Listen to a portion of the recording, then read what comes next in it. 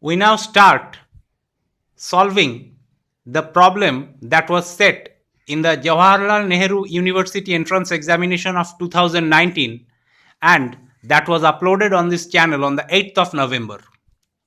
At first, we have written down the quadratic expression small y equal to ax square minus bx plus c, and it is expressed as equation 1.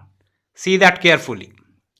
Now, dividing both the sides by small a, we get small y by small a equal to x square minus small b by small a into x plus c by a. This is expressed in equation 2. Please see equation 2 carefully. And also see another very important fact, that small y by a is designated as another variable capital Y. That is, another variable capital Y which is equal to small y by small a is introduced. And the most important point of observation is that both small y and capital Y, which is equal to small y by small a, are functions of x only. This important observation is written on the left side of the board adjacent to the equation 2. Please observe that important point very carefully.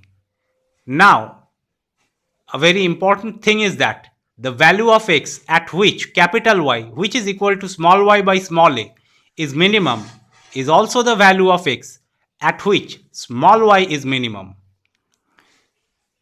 Here, the point must be stressed that many students may feel that after finding the value of x at which capital Y is minimum, one needs to multiply that value by small a so that they find the value of x at which small y is minimum. But that is wrong, since both capital Y and small y are functions of x only.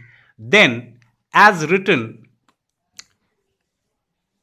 on the board inside the box, when one is able to find the value of small x at which capital Y is minimum, then one also ends up finding the value of x at which small y is a minimum. Please understand this point very clearly.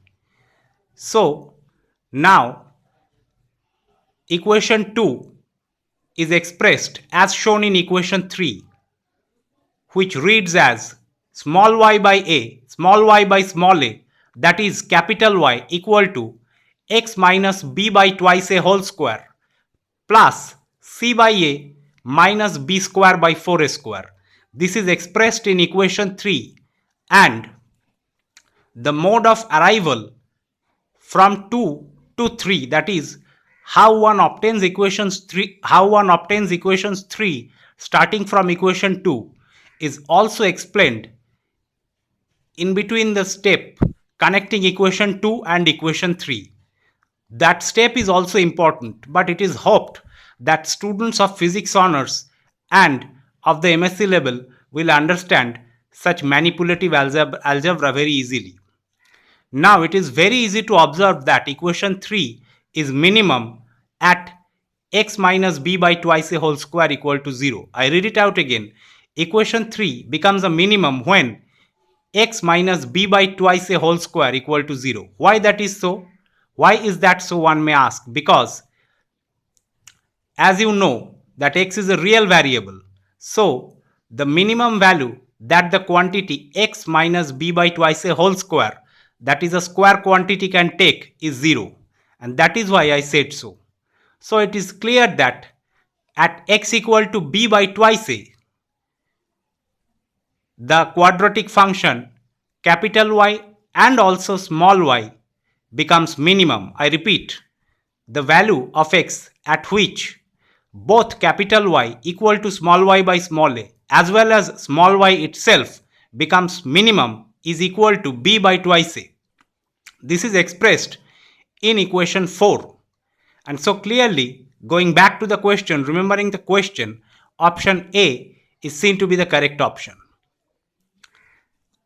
And one can also observe very clearly that the minimum value of small y is equal to c minus b square by 4a.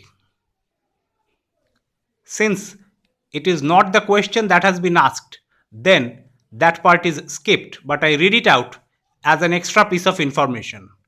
So the problem is thus solved, and I hope that the method of solution is clear to everybody. In the next video, another method of solving the same problem will be discussed.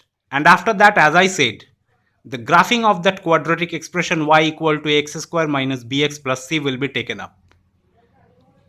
Thanks for watching.